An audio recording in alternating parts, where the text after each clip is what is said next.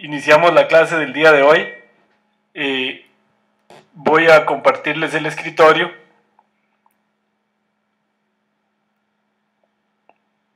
Ok, muy bien. El día de hoy, bueno, antes de iniciar, recordarles algo que ya les... por aquellos de los que no han visto el correo, pues ampliamos un poquito las fechas para las entregas de las dos últimas tareas. Y el curso de calibración y selección de modelos lo vamos a iniciar una semana después para que ustedes tengan un poquito más de tiempo para descansar, dado que este curso ha estado un poquito cargado de trabajo. Bueno, entonces el día de hoy vamos a estudiar varios tópicos ya avanzados en el tema de programación y de R. Primero vamos a ver la conexión de R con Excel, luego la conexión de R con bases de datos, luego la creación de documentos e informes autorreproducibles, que es muy útil para el tema de generar informes, y algunos tópicos avanzados en programación R.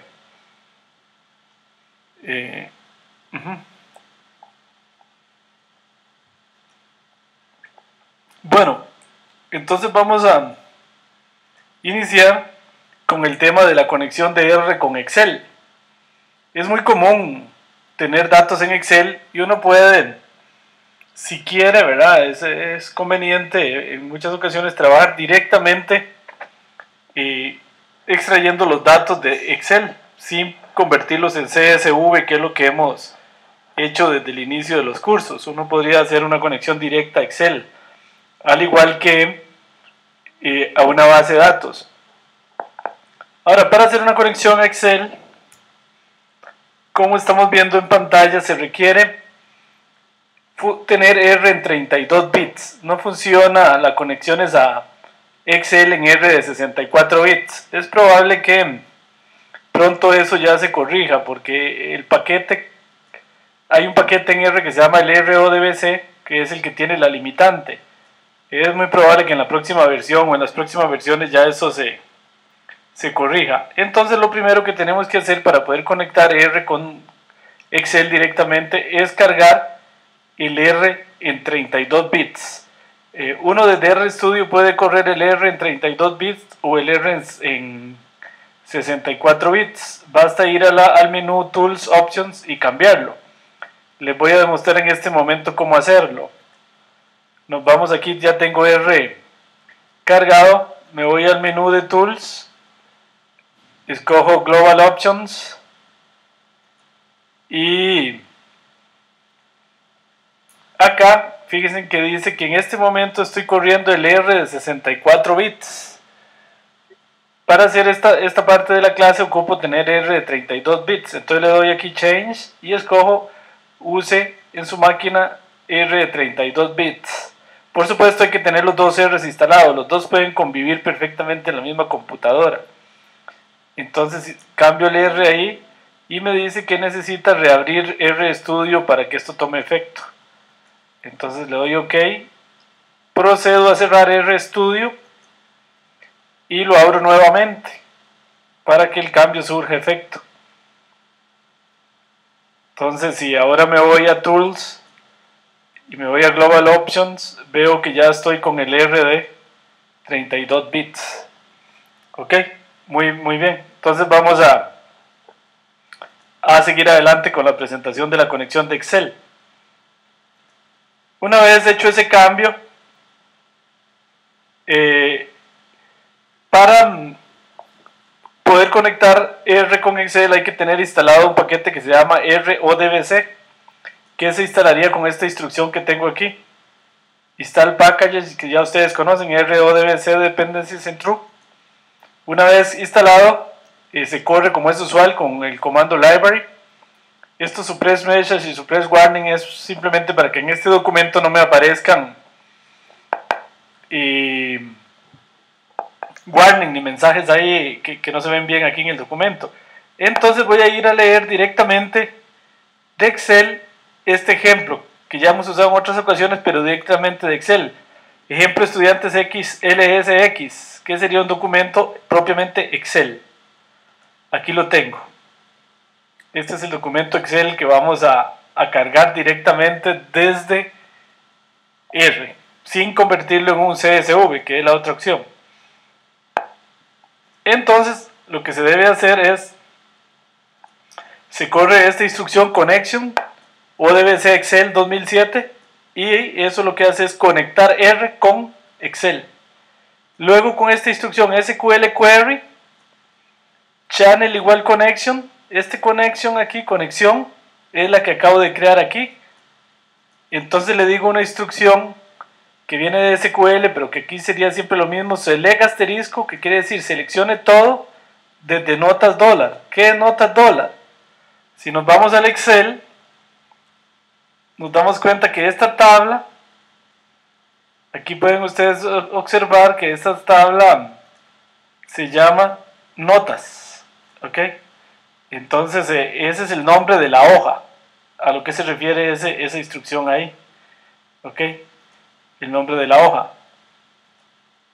Entonces, primero, repito, se hace una conexión y luego se extrae con este comando los datos. Vamos a ir a hacerlo directamente en RStudio. Lo puedo pegar aquí y lo corro directamente.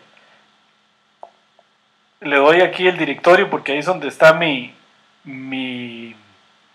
archivo, cargo la librería, genero la conexión y leo datos 2 directamente de la tabla que está en Excel. ¿Okay? Y ahí tengo datos 2. Vean qué fácil. Solo hay un pequeño gran detalle.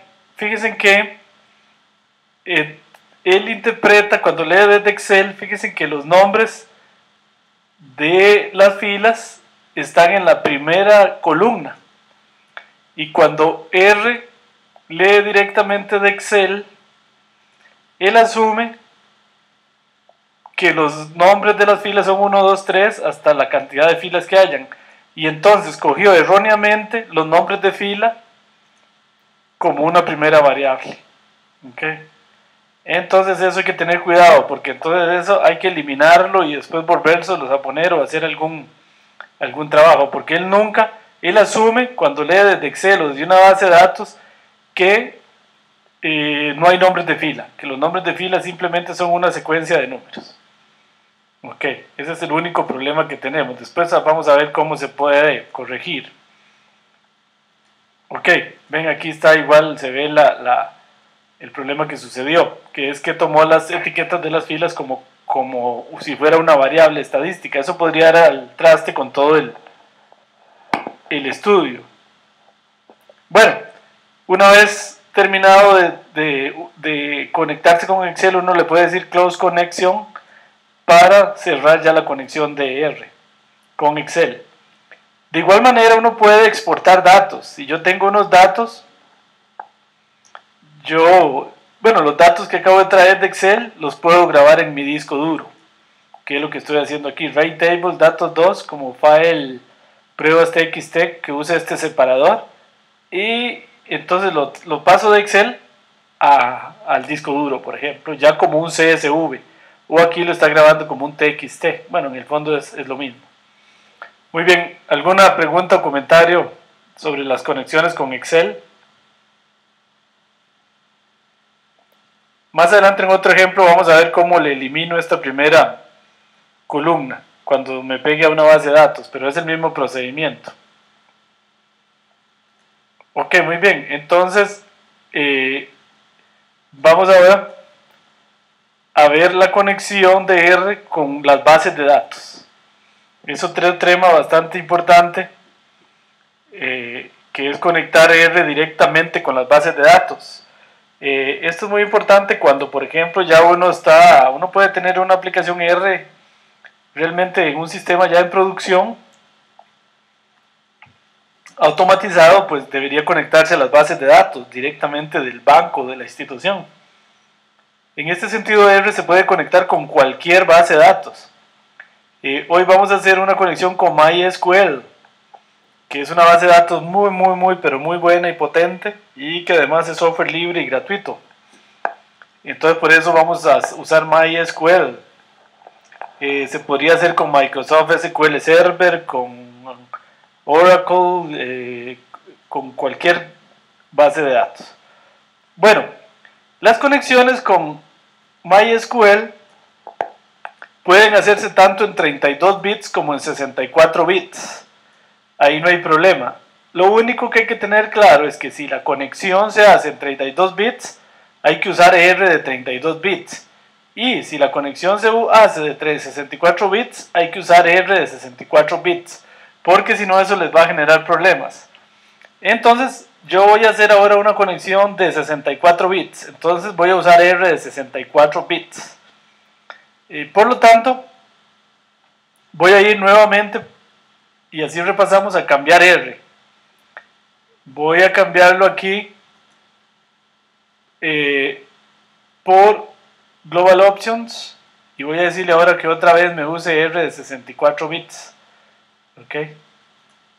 Aquí está R de 64 bits, ¿lo ven? Entonces voy a usar R de 64 bits. Le digo que lo use. Ok. Voy a cambiar aquí de una vez la apariencia. Voy a poner la letra un poquito más grande para que ustedes vean mejor. Ok, ven, ya ven un poquito mejor. Ahí cambié la letra, el tamaño de letra de R. Voy a cerrar RStudio para que los efectos tengan cambio. Los cambios tengan efecto. Entonces vuelvo a cargar RStudio.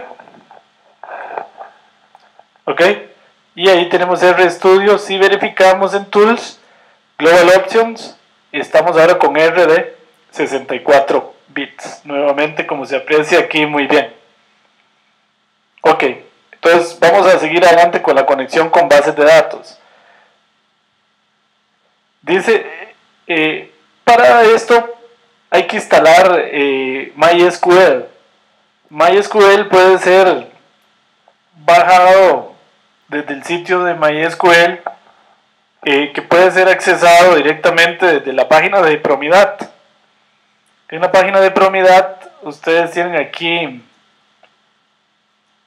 se lo voy a mostrar, tienen un menú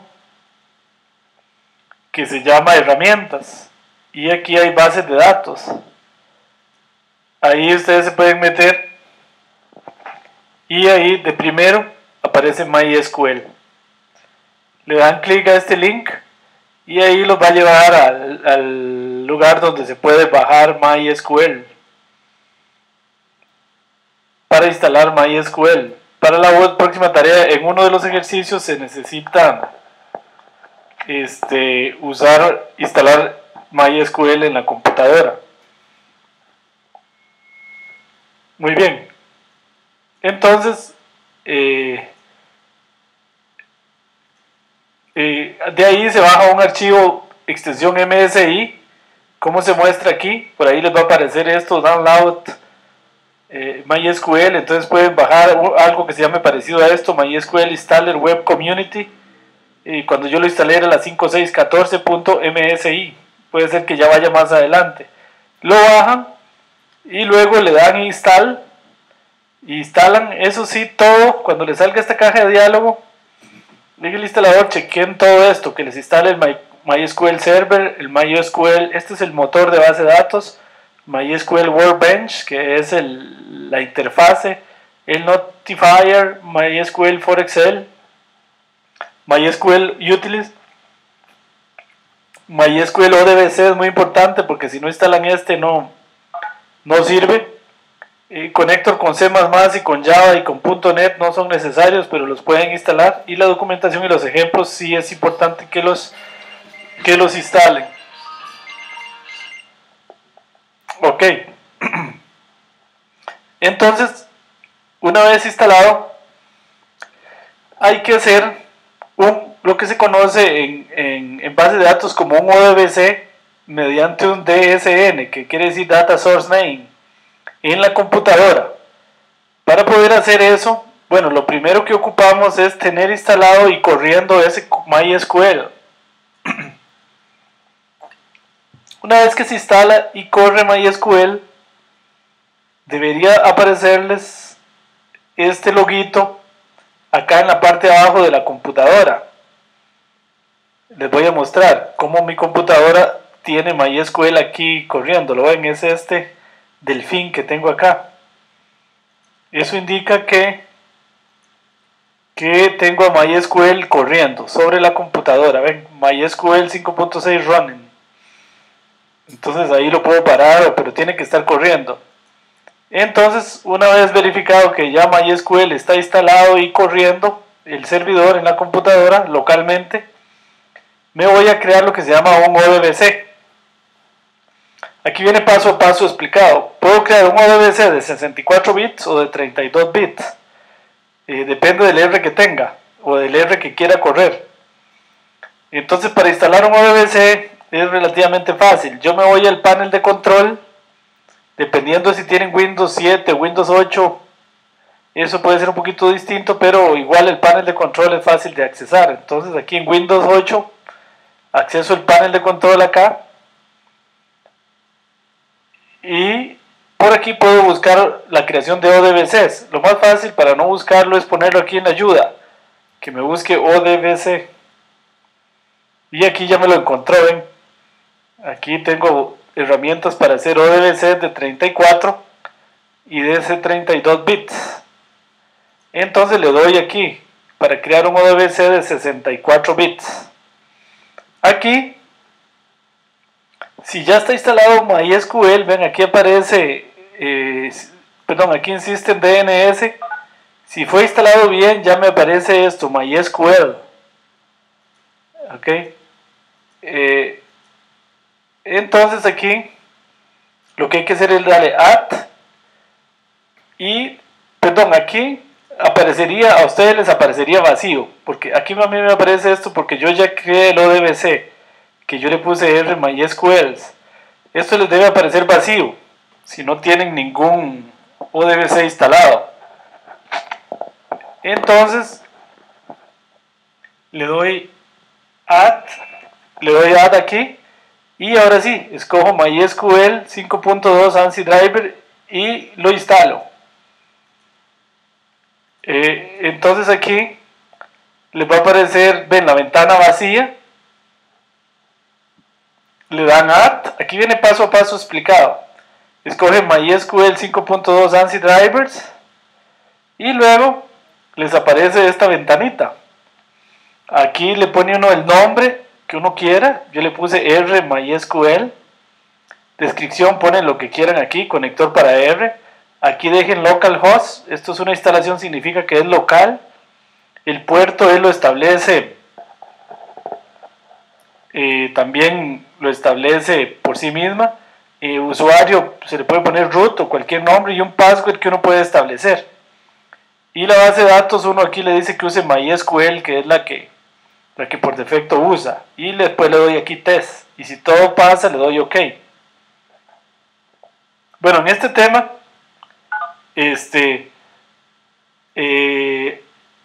a los que no son de compu, si se les da problemillas, les sugiero que le pidan ayuda a alguien de computación. La gente de computación, para ellos es muy fácil hacer un ODBC.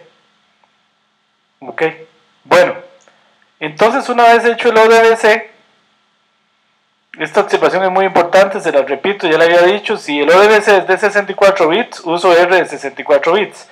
Y si el ODBC que hacen es de 32 bits, usan R de 32 bits. Yo voy a usar R de 64 bits porque hice un ODBC de 64 bits. Bueno, igual que antes, hay que cargar la librería RODBC, que fue la misma que cargué para conectarme a Excel, y uno se conecta igual que con Excel. Uno usa esta función ODBC Connect. La diferencia es que aquí le digo R MySQL. ¿Qué es este R MySQL? El nombre que yo le di a la conexión. Si ustedes le dan otro nombre, aquí usan otra cosa. Yo le di el nombre R MySQL, como pueden ver acá. Ajá. Es lo mismo exactamente que con Excel y que está en la raíz. Este root que está aquí es este que está acá. Ok. Es lo mismo que hice con Excel. Lo que pasa es que con Excel ya viene como predefinido en la computadora. En cambio, con MySQL uno tiene que hacerlo. Y una vez hecho, ya queda hecho. Esto es importante aclararlo. No tienen que estarlo haciendo cada vez que quieran usar MySQL. No, ya queda hecho para siempre hasta que formateen la máquina o algo así. Bueno, y entonces voy a hacer lo siguiente. Voy a llevarme esto para R. Voy a hacerlo directamente acá. Entonces cargo el paquete. Vean que la conexión, aquí le puse canal, aquí le puse conexión, pero básicamente es la misma que esta, nada más que aquí es una especial para Excel y esta es una más genérica. Entonces ahí me conecto, en ese momento R está conectado a MySQL. Ok, aquí voy a hacer un ejemplo que ya les explico. Lo voy a pegar aquí. Bueno, establezco el directorio de trabajo. Voy a leer los datos iris. Lo que voy a hacer es leer los datos iris. Los leí de un archivo. Y lo que voy a hacer con estas dos instrucciones que vienen acá es que los voy a grabar. Voy a hacer al revés. Ahora no voy a leer de la base de datos, sino que voy a grabarlo en la base de datos. Ahora después les explico cómo leer de la base de datos, que es lo que es más interesante. Pero también, bueno, también es importante grabar. Entonces lo primero que voy a hacer es este SQL drop iris. Lo que hace es borrar, si ya existiera en la base de datos algo que se llame iris, entonces lo borra. Entonces ahí la borro, porque de hecho yo ya la tenía creada. Y luego le digo SQL save canal, que es la conexión que hice antes, ¿verdad? Esta. Y voy a grabar una tabla que se llame iris en la base de datos. Ahí en este momento ven que dura un poquitito aquí, la está grabando. Ok. Ya la grabó. Ok, muy bien. Entonces, yo podría ir a ver en MySQL esa tabla. Voy a cargar MySQL en mi computadora. Vean donde tengo el icono aquí. Entonces voy a cargar MySQL, que ya yo lo tengo instalado, y voy a ir a ver si de verdad me grabó esa tabla. Ahí está levantando el servidor de bases de datos de MySQL, ahí está. Entonces le doy clic acá, le doy un par de veces clic y ahí está abierto MySQL.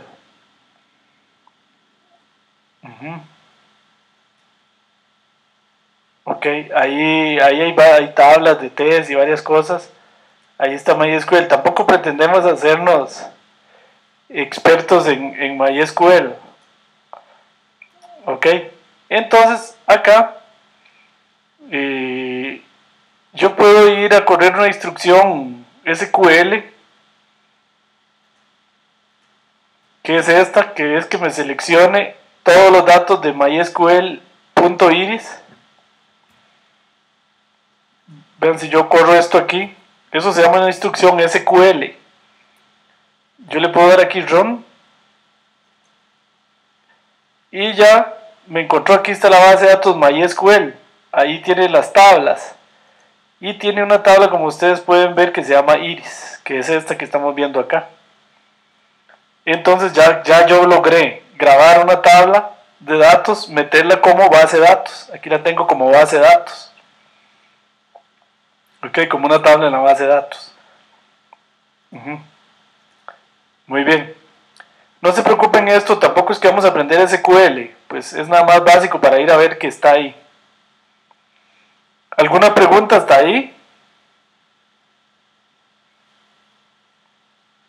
Yo una vez en la base de datos, para los que saben SQL, pues puedo hacer instrucciones más complejas. La ventaja de estar en una base de datos, por ejemplo aquí select asterisco from mysql.iris where, donde tipo es virgínica, entonces me tira solo las virgínicas. Eso, si uno tiene dominio de eso, pues puede manejar con mucho mayor potencia los datos para hacer filtros, para seleccionar vistas de los datos, etc. Pero bueno, eso es tema de informáticos y que requeriría otro curso. Pero aquí, por ejemplo, selecciono de iris, de mysql.iris where el tipo es virgínica, y el largo, el pétalo, el largo del pétalo es mayor a 2. Entonces me tira solo las virgínicas con largo de pétalo mayor a 2. Y así sucesivamente yo podría trabajar más. Ok, permítanme un momentito, ya continuamos. ¿Aló?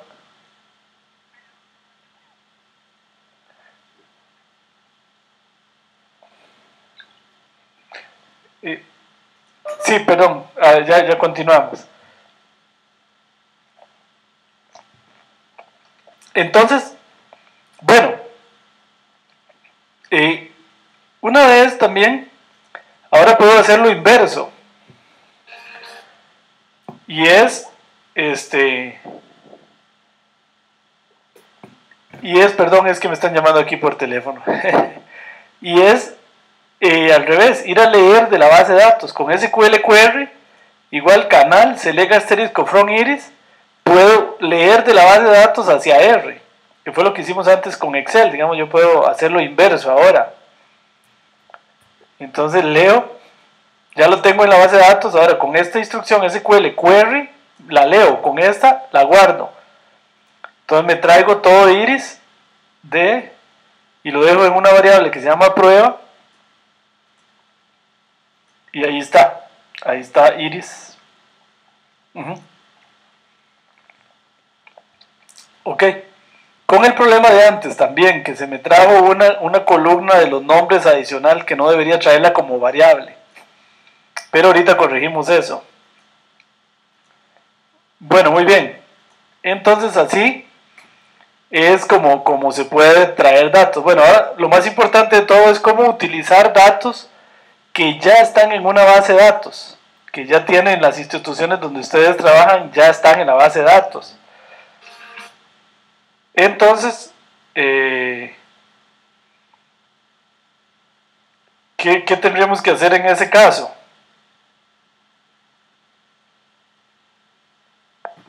Ok.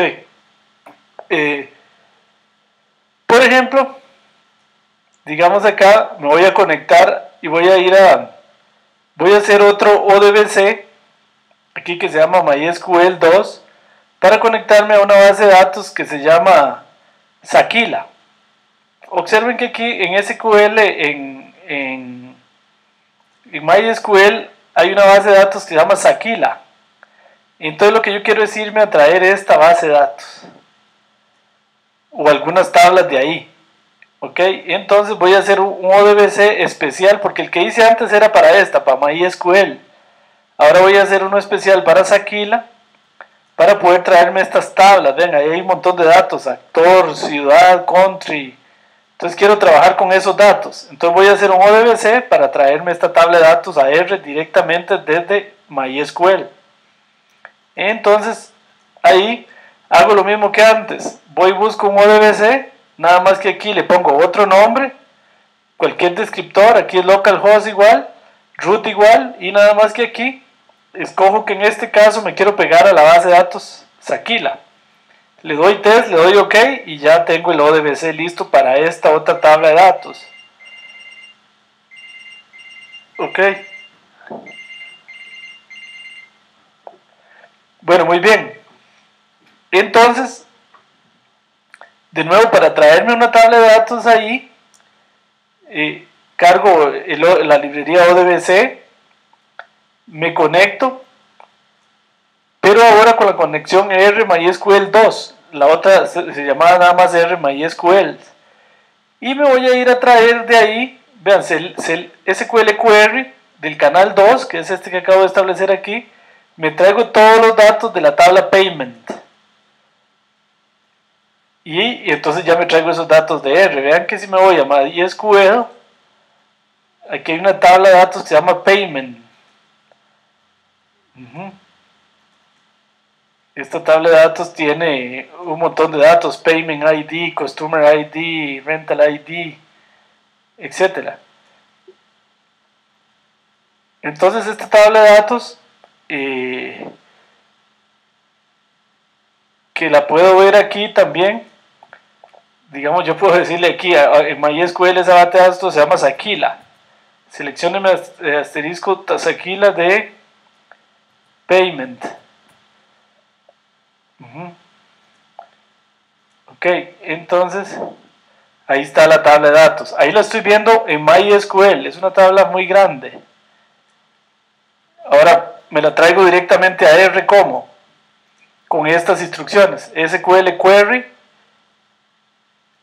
Tráigame todo de la tabla payment y déjemelo en datos.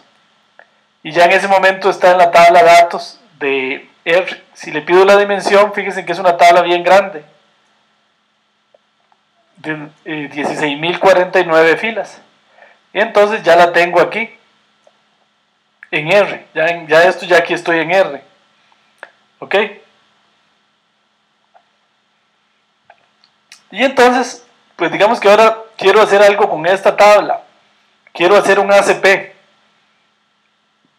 Por ejemplo, pero aquí tengo columnas. Esta columna tipo fecha no me sirve para un ACP. Esta también no me sirve para un ACP porque es tipo fecha. Y esto ID, igual que antes, se lo trajo y no se tiene que traer el ID de la fila. Payment ID es el ID de la fila. Entonces, ¿cómo puedo quitar esas tres filas para poder tener solo datos cuantitativos, perdón? Le digo que a datos me deje lo mismo que estaba en datos, pero quitándole la columna 1, la columna 6 y la columna 7. Entonces, en ese momento ya tengo la tabla de datos, pero sin la columna 1, la 6 y la 7, ¿ven? Esa es una manera, por ejemplo, si dejo aquí solo esto, es una manera de eliminar la columna 1, que siempre hay que eliminarla. ¿Y dónde dejo esos datos? En la misma tabla de datos. Entonces, aquí tengo una tabla con 4 variables, todas cuantitativas. Entonces, a esa tabla de datos yo podría aplicarle, por ejemplo, un ACP. Ven, aquí dice un PCA con esos datos. Esta librería es de Factor Miner. Ok. De esta manera, uno puede hacer un ACP. Bueno, esto lo vamos a ver en más detalle en el curso que viene, pero la historia es que con estos datos hago un análisis en componentes principales y hago el ploteo, y aquí está. Casi no se ve absolutamente nada porque son demasiadas filas como para hacer un análisis en componentes principales, pero ahí tenemos 16.000 individuos en ese ACP, para que ustedes vean que R no es de mentirilla, ¿verdad? Puede hacer un ACP con 16.000 filas, cosa que creo que ningún paquete aguantaría semejante cantidad de datos para un análisis en componentes principales. Aquí vemos el círculo de correlaciones. También lo podemos hacer,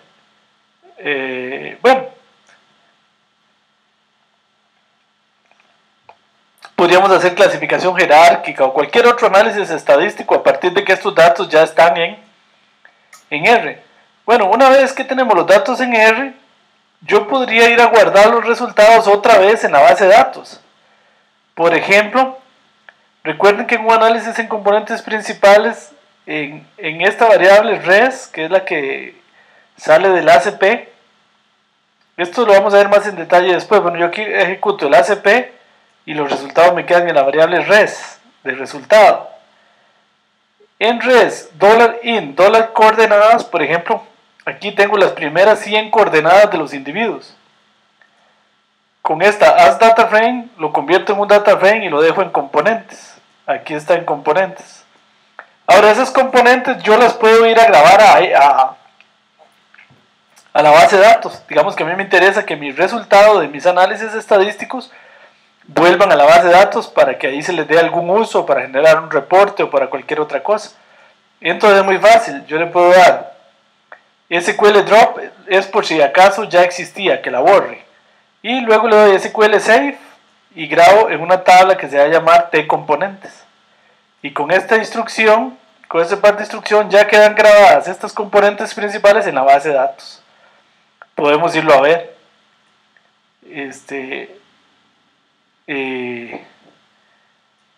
Por ejemplo, yo lo puedo ver de aquí, select asterisco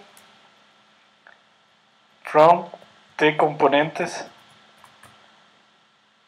Ok. Y aquí podemos ver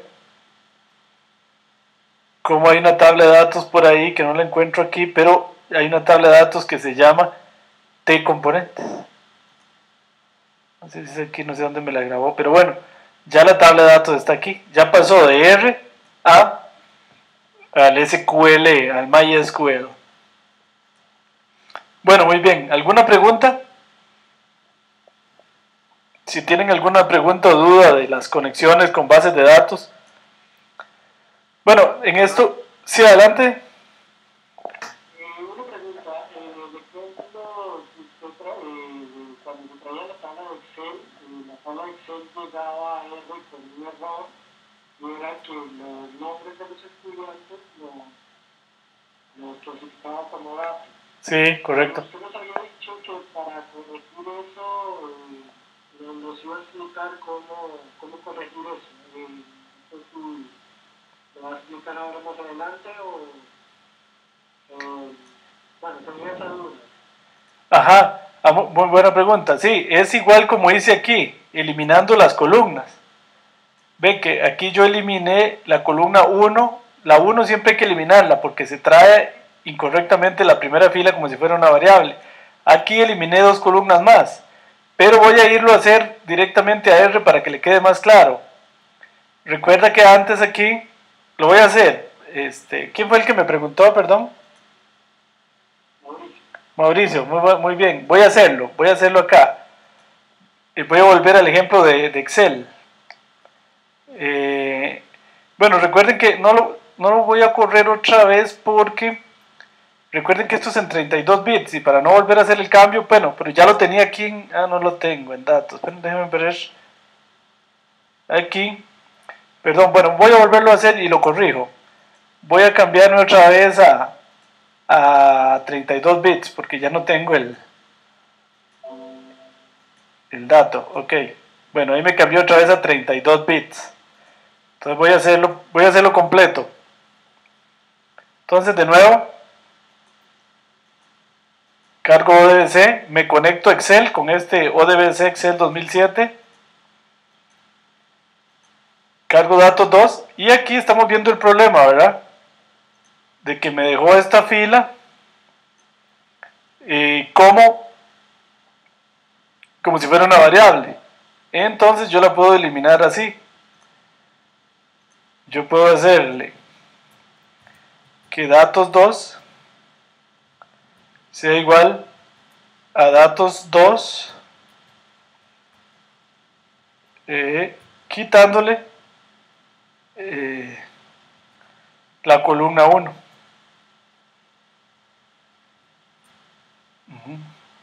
Esto no hace falta, creo que así. Eso con vectores cuando es más de una columna. Es la misma, datos 2, pero quitándole la columna 1. Entonces,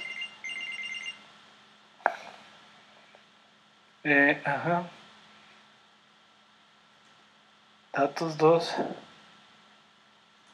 datos 2, perdón, aquí es que estoy poniendo mal el paréntesis, es paréntesis cuadrado. Datos 2 menos la columna 1. Entonces ahí está. Si ahora pregunto por datos 2, ya vemos que está la tabla, pero sin esa variable que me estaba metiendo aquí. Ok, ahora vamos a ver qué tal si yo quería, pero ahora tengo otro problema, que me quedó sin row names, ¿verdad? Perdí los nombres de las filas. Si yo quiero se las puedo poner también. Adelante. Sí, precisamente eso iba a mi pregunta. ¿Cómo eliminar la columna pero sin perder los row names? Ajá. Ok, bueno, entonces vamos a mejorarlo. Bueno, ahí la volví a leer de Excel. Entonces aquí tengo el problema. Entonces, antes de eliminarla voy a hacer esto. Row.names, que quiere decir los nombres de las filas. Row.name de datos 2. Esto me da los nombres de las filas. Ven, en este momento son 1 hasta el 10. Pero yo puedo decirle que a row.names le asigne datos 2 sub 1. ¿Ve? Antes de perderla, aquí con el 1 positivo, antes de perderla, voy a meter en los row names lo que está en la columna 1. Ok. Entonces vean que si pregunto como por datos 2, ahora tiene los nombres de las filas bien, pero tiene esta variable 1 aquí que está mal. Entonces ahora sí, le elimino la variable 1, como lo hicimos antes, y ahora está perfecta. ¿Sí? Mauricio, ¿le quedó claro? Perfecto, muchas gracias. Sí, ven, entonces antes de perderlo se los pongo en los row names y después se lo elimino. Por ahí les voy a guardar esto aquí y se los voy a subir al foro, ese código. Es importante por aquello de que lo tengan ustedes presente, porque sí, es bueno quitarla, pero tampoco los quiere uno perder, ¿verdad? No los quiere como row names en R. Muy buena pregunta. ¿Alguna otra pregunta?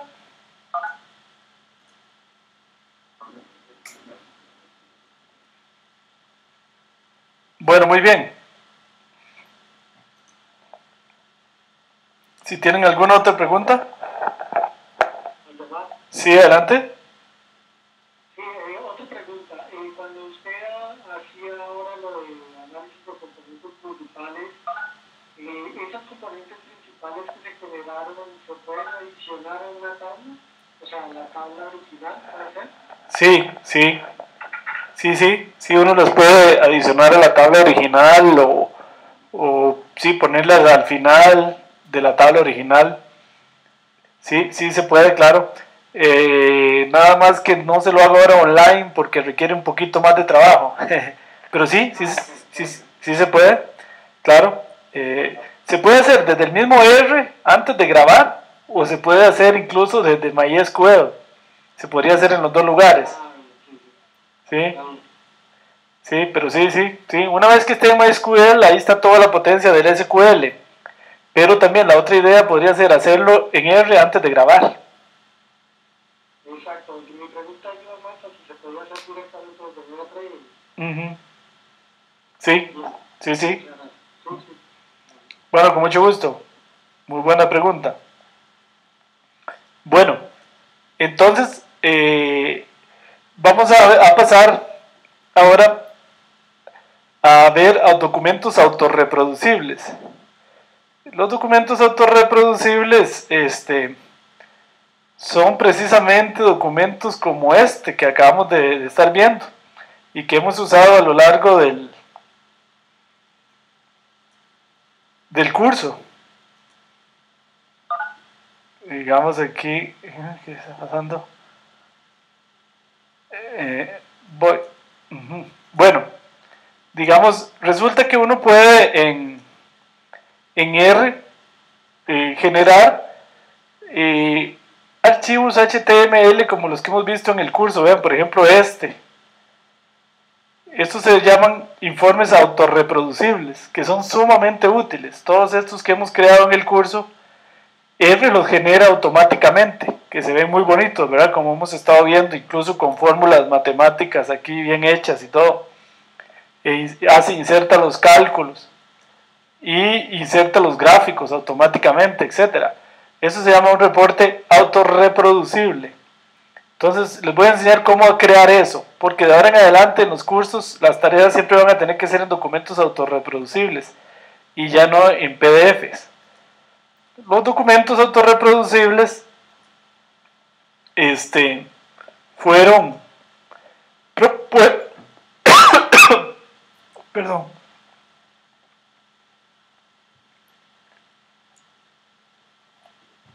El término investigación autorreproducible fue introducido por el profesor John Clifford en la Universidad de Stanford recientemente. Ellos son de la idea de que un paper o cualquier artículo científico debe ser autorreproducible. ¿Qué quiere decir esto? Que cualquier persona pueda fácilmente reproducir los experimentos que están en ese trabajo. Porque uno de los principales problemas de la investigación es que muchas veces viene un trabajo y mientras uno reproduce lo que hizo el autor gasta meses. E incluso también hay muchas historias de estudios científicos que se han publicado que después cuando alguien hace el experimento se da cuenta de que son documentos, eran falseados los resultados. Entonces la idea es que uno pudiera generar un documento que en sí mismo tenga los cálculos, los datos y los resultados. Y no solo como hasta ahora que era que uno tenía los resultados y confiaba en que aquellos experimentos estadísticos eran correctos. Esto también es muy útil no solo para eso, sino para generar informes. Un alumno que tuve yo en un curso de probabilidad hace unos meses me decía que después de que yo le enseñamos a hacer esto en probabilidad, el trabajo de él era pasar todo el mes haciendo un informe para el jefe. Y con el documento reproducible, cada mes nada más duraba media hora, menos de media hora. Nada más cambiaba la tabla de datos y el documento autorreproducible se volvía a generar solito. Entonces ya no tenía, ya el trabajo que tardaba un mes haciendo copy-paste, pegando gráficos y resultados en un documento, le salía en minutos. Bueno, el primer requisito para poder hacer un documento autorreproducible es instalar este paquete que se llama canid-r, que se instala como es usual, canid-r, acá, dependencies en true, ok, y hay un libro que explica en detalle cómo hacer esto, que se llama Dynamic Documents with R and canid-r. Este libro, yo les puse a ustedes los primeros 3 capítulos en el sitio web, por aquello. En el aula virtual está aquí, vean, libro sobre canid-r, por si quieren ver en más detalle todo lo que ahí se puede hacer. Entonces, ahí está, ahí lo pueden bajar. Ok. Bueno, una vez instalado el paquete en R o en RStudio, uno ahora lo que tiene que hacer es crear los documentos no como un R-script, que es lo que hemos venido haciendo hasta ahora, sino más bien como un R Markdown. Eso es lo que ahora vamos a crear R Markdown en lugar de R-script, ¿verdad? Luego, el tercer paso es insertar los códigos en lo que se llama un chunk, como en una porción o en una pieza, sería la traducción, algo así. Entonces en un chunk se insertan los códigos R a través de este comando que está aquí, chunk, y yo le doy insert chunk y ahí meto los códigos R. Ahora lo voy a hacer para que ustedes vean que es muy muy fácil. Entonces inserto ahí los códigos R, ese sería el tercer paso, y el resto del texto se escribe normal y corrientemente, y al final para generar el HTML nada más le doy aquí canid HTML y me lo genera en HTML, y con este botoncito de aquí se puede ver ayuda. Ok, es así de sencillo, lo voy a ir a hacer en vivo y ahora les muestro unos ejemplos. Ok, voy a hacer un nuevo documento. Entonces aquí le digo File New. Ven que ya no voy a hacer un R script como era usual, sino un R Markdown, que son extensión RMD. Entonces aquí está un RMD, que le voy a poner temporal 1. Y a este otro le voy a poner, bueno, este que acabo de hacer más bien, él me pone aquí algunos ejemplos. Voy a quitar todo y los voy a hacer de cero. Digamos que ahí está el documento y le voy a poner tempo 2. Ok, entonces voy a decirle esto es una prueba. Le puedo poner un título. Para poner un título uno le pone doble igual. Ahora un igual, una línea de igual significa que esto va a ser un título. Y entonces voy a insertar aquí un chunk. Vean aquí donde está el botón de chunk, de insertar una pieza. Entonces esto es para meter código R. Entonces yo le digo inserte un chunk aquí y él me pone esta sintaxis que es lo que va a separar el código R. Entonces yo le puedo decir x, cualquier x, x igual, digamos c, un vector, digamos un vector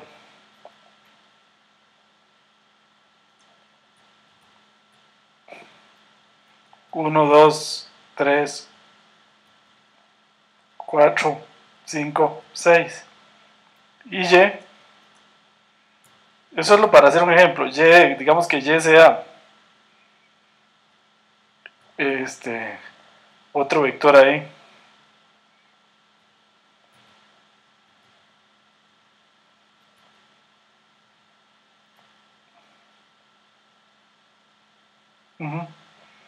Y después le digo plot x, y en color red.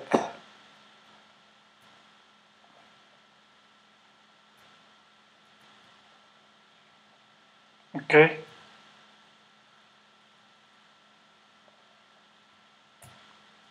Entonces digamos que ya tengo un ejemplo. Lo salvo y para generarlo le doy aquí canit HTML. Esto me lo convierte en un HTML. Me pone todos los códigos, me hace los cálculos y me tira los gráficos, vean.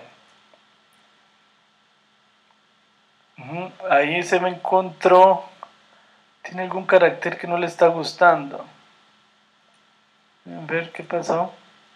Aquí. Es que aquí tiene un error. Me faltó cerrar esto.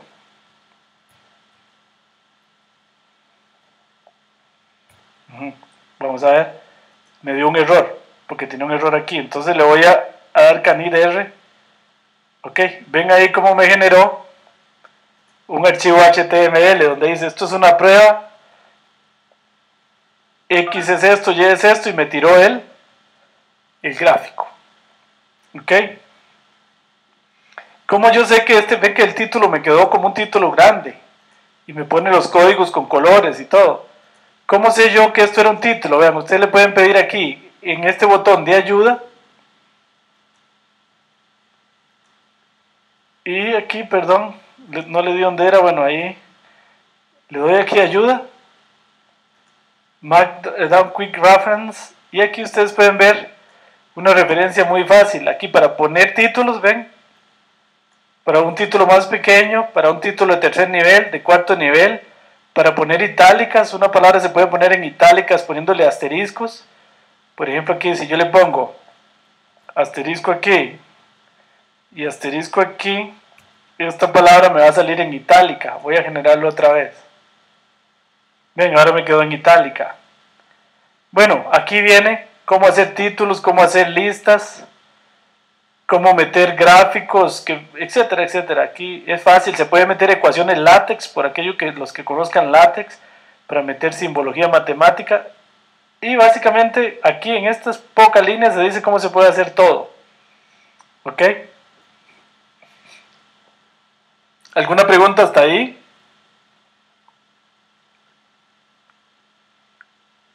Ok, vean, entonces les voy a mostrar otro ejemplo. Aquí tengo este ejemplo que ya tenía preparado.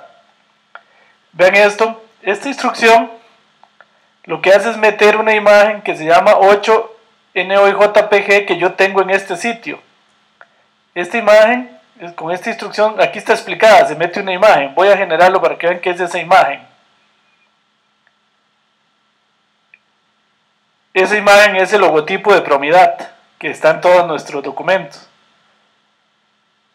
Luego, programación, temas avanzados de programación R, título, un subtítulo, mi nombre, otro título, reportes reproducibles, ejemplo de cálculos básicos, un subtítulo, y ven aquí, entre este chunk y aquí vienen cálculos. Si yo genero aquí, Es muy bonito, ven, él me pone los cálculos y me pone cuáles son las salidas. Ven, aquí hay un ejemplo del plot. ¿Cómo sale ese plot? Aquí yo puse en este, ven, un ejemplo de plot como un título, y en este chunk definí X, definí Y, hice el plot, y entonces me sale el comando plot. Aquí otro subtítulo, graficando la matriz de correlaciones, y aquí pongo un código que me hace todo. Aquí lo vuelvo a generar, y aquí está ese codiguillo que me hace la matriz de correlaciones. Bueno, lo interesante es que hace el cálculo y pone los resultados. Aquí está la otra matriz de correlaciones, aquí la otra. Ok. También, para terminar con esta parte, uno puede poner fórmulas. Vean, x a la n aquí, y una función, e invocar la función en el texto. Eso se hace de la siguiente manera. Esto es lo que se llama código látex, para que me ponga x a la n, x por x a la n menos 1. Si no saben látex, pues no se preocupen, tampoco es estrictamente necesario meter látex, pero eso es látex. Aquí está la función eleva a la n, y si yo quiero invocarla dentro de un texto con comilla, invoco r, con comilla r, y con comilla aquí, yo puedo invocar dentro del texto eleva n, que es esta función que está aquí programada, con un 4 y con un 3. Y le doy canit, y ahí está generado el documento. ¿Okay? Recuerden que para generar el canit es con este botón, no es con el de run, no es con este, es con este. Ahora, yo puedo seguir usando el run, vean. Si yo quiero probar las instrucciones a pie, yo puedo darle run a esa instrucción y él me da el resultado aquí abajo. Puedo seguir probando, como era usual también, por aquello de que yo quiero verificar una partecita del documento que me esté dando bien. Ven, yo quiero verificar que este gráfico me está saliendo bien. Entonces yo aquí lo puedo plotear a pie, solo ese pedacito de código. O puedo marcar un pedacito de código y le doy run. Ven. Ok, muy bien. ¿Alguna pregunta? Es muy fácil generar un documento autorreproducible, con la ventaja de que yo puedo tener un documento que, por ejemplo, aquí al principio lee una tabla de datos y después todo lo hace con base en esa tabla de datos. Entonces cuando el jefe le pide el nuevo reporte, cambia los datos y le da otra vez canit, y otra vez ya está hecho el documento, ¿verdad? Ok, muy bien. ¿Alguna preguntilla hasta ahí? ¿Qué les parece?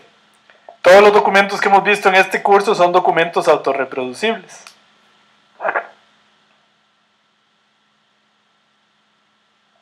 Muy bien. Si tienen alguna pregunta o comentario, con mucho gusto. Bueno, en la próxima tarea, la idea es que ustedes la entreguen en un documento así.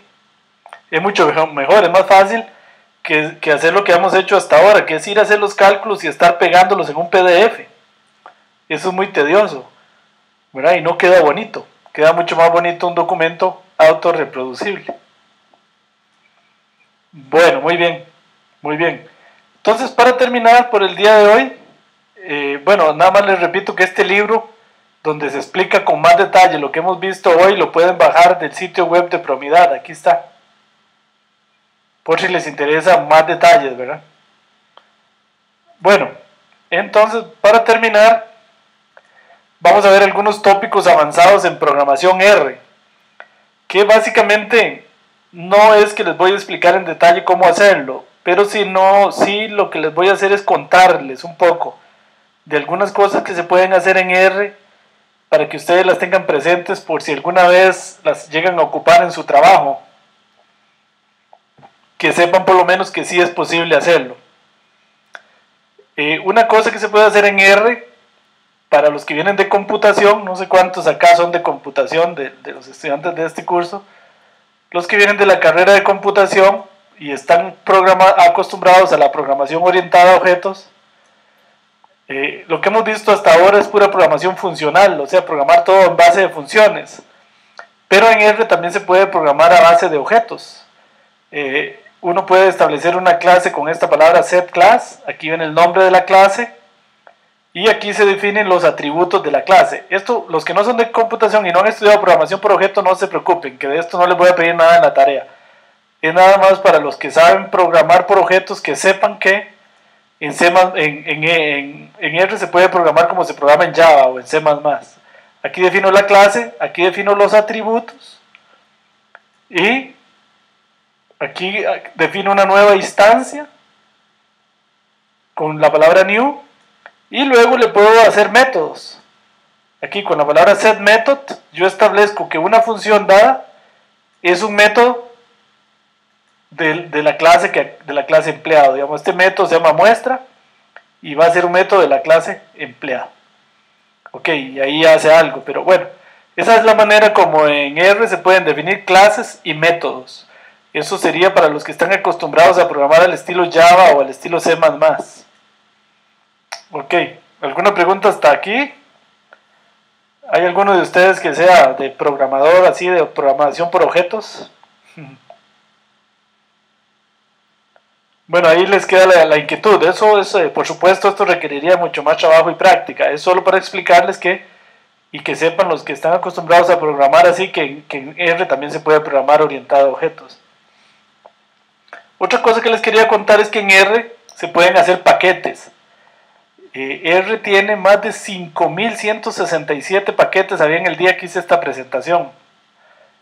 En cuenta, este servidor tiene un paquete que se llama RSDA, que ustedes lo pueden bajar, lo vemos en el último curso de Big Data, que es para hacer Big Data, RSDA. Entonces, esos paquetes son ampliaciones a R. Hay varios pasos aquí para hacer un paquete. Hacer un paquete lleva no es fácil, ¿verdad? Porque uno puede hacer un paquete y subirlo en el CRAN y que de ahí lo baje cualquier persona del mundo. A partir de ahí pasa a estar en más de 70 universidades en el mundo. Y la gente lo puede bajar y usar y realmente es impresionante la divulgación que eso tiene una vez que uno tiene un paquete en R. Por supuesto, nada más es mencionarle que estos son los pasos para hacer un paquete. Si alguno quiere ver eso más en detalle, aquí en el aula virtual también les coloqué un documento que se llama Cómo hacer paquetes en R. Ya eso es un tema un poquito más avanzado. Si a alguien le interesa, ahí puede aprender cómo hacerlo. Ok, en principio cualquiera puede, ¿verdad? No hay ninguna restricción siempre y cuando cumpla todos los requisitos que establece el CRAN para poder subir un paquete. Ok, un paquete como muchos que hemos usado aquí en el curso, ¿verdad? Hemos usado muchísimos paquetes de gente que los ha hecho. Bueno, eso es muy interesante, ¿ah? Poder tener y hacer un paquete, tanto para R, para Windows, para Linux, para Macintosh. Bueno, otra cosa que es muy importante y muy útil es cómo empotrar código R en otros lenguajes. Es decir, y esto es muy útil en la práctica, la interfaz del lugar donde ustedes trabajan o todos los sistemas están hechos en Java. Y ustedes dicen, bueno, pero qué tirada, ahora tengo el código en R, ¿cómo lo meto en Java? Es posible meter el código R dentro de Java. Y entonces que R haga algunos cálculos y después Java los despliegue o haga algo con esos cálculos. Eso se puede hacer con el paquete RJava o RJavax. También se puede al revés. Uno puede meter código Java en R, que sería la parte inversa. Igual se puede hacer con C++ a través de RCCPP. Se puede hacer con lenguajes como Python, con este paquete RJPython. Y así con muchos otros lenguajes, pero en la mayoría de los lenguajes es posible empotrar código R dentro de esos lenguajes, que es lo más útil. O al revés, empotrar código de otro lenguaje dentro de Java. Esto es muy importante si ustedes algún día llegan a hacer algo, porque de lo primero que uno se enfrenta es eso. A mí me han dicho, bueno, muy bonito todo eso que ustedes hacen en R, pero nuestro lenguaje en este banco es Java. ¿Cómo hacemos? Bueno, es perfectamente viable insertar los códigos R dentro de Java. Para que entonces el sistema del banco, por ejemplo, despliega unas interfaces donde lee los datos, etc. Se va a R, calcula, por ejemplo, un scoring de crédito, luego R devuelve los datos y Java sigue trabajando. ¿Okay? Otra manera puede ser como la que vimos hoy, ¿verdad? Que R hace unos cálculos y los graba en la base de datos. Luego Java se pega a la base de datos y despliega o hace lo que tenga que hacer con aquellos resultados. Eso sería una comunicación a través de las bases de datos. Bueno, muy bien. Eso es lo que les quería contar como temas para que lo tengan presente, que son cosas que se pueden hacer, que por supuesto en los alcances de este curso no sería factible estudiar, ¿verdad? Pero que por lo menos ustedes tengan presente que son cosas que pueden hacer y están ahí por si algún día les preguntan, bueno, ¿y ahora qué hacemos con sus métodos tan bonitos en R si no los puedo usar yo en los códigos del banco? No, sí se pueden usar. De hecho, este servidor lo hemos hecho en varias ocasiones en algunos lugares, con resultados muy buenos, porque además los cálculos que se hacen en R corren sumamente rápido, ¿verdad? Más rápido que si estuvieran hechos en el mismo Java, por ejemplo. Muy bien, ¿alguna pregunta? ¿O comentario hasta ahí? Ok, muy bien. Entonces contarles que en la próxima tarea viene por ahí un ejercicio de pegarse con MySQL, otro ejercicio de pegarse con Excel, y luego todo el resto de la tarea hay que entregarlo en un HTML. O sea, hay que generar un documento autorreproducible a partir del ejercicio 3. Esto de aquí, el 1 y 2 no, el 1 y 2 es como es normal, pero a partir del ejercicio 3 es un HTML. O sea que en esa tarea ustedes tienen que subir dos archivos, un PDF y un HTML. Ok, como les decía, en un correo se amplía la entrega de esa tarea. La tarea que tienen hoy tienen tiempo hasta el domingo, y para esta tarea tendrían tiempo hasta el domingo 16. Y volvemos a iniciar con el curso de paradigmas, de calibración y selección de modelos el lunes 17. Que es un curso ya con lo que han aprendido en este curso no les va a costar. Porque ahí lo que vamos a hacer es ya ejecutar de manera muy, muy profesional métodos descriptivos y métodos predictivos en minería de datos desde la consola de R. Y vamos a aprender a calibrar un modelo, cómo se calibra estadísticamente un modelo, cómo se selecciona el mejor modelo dado un juego de datos. Y en ese curso vamos a tener un ejercicio muy bonito al final que se llama el reto predictivo. Es decir, que yo les voy a dar unos datos sin las respuestas para que ustedes hagan la predicción. A ver cómo les va. Bueno, muy bien. Si tienen alguna pregunta o comentario hasta ahí. Ok. Bueno, si no, entonces un gusto verlos. Espero que ojalá la mayoría se matriculen en el siguiente curso. Y todos los que están en el curso podrían seguir, aun cuando hay gente que inició aquí en el curso de R. Algunos de los métodos descriptivos y predictivos que vemos en el siguiente curso, ahí les vamos a dar una repasada. Entonces podrían seguir si tienen gusto de seguir, algunos que están acá y que iniciaron y que estaban interesados en el curso de R. Este ha sido un curso de cómo usar R y cómo programar en R, no un curso de cómo hacer estadística en R. El siguiente curso sí, es precisamente cómo hacer modelos de minería de datos en R, ya aprovechando que ahora sí, ustedes saben usar bien el R, lo conocen bien a fondo, entonces pueden muy fácilmente ahora aprovechar todo eso para correr métodos estadísticos o métodos de data mining en R. Ok, muy bien. Si tienen alguna pregunta o comentario. Ok, bueno, si no, voy a abrir aquí el video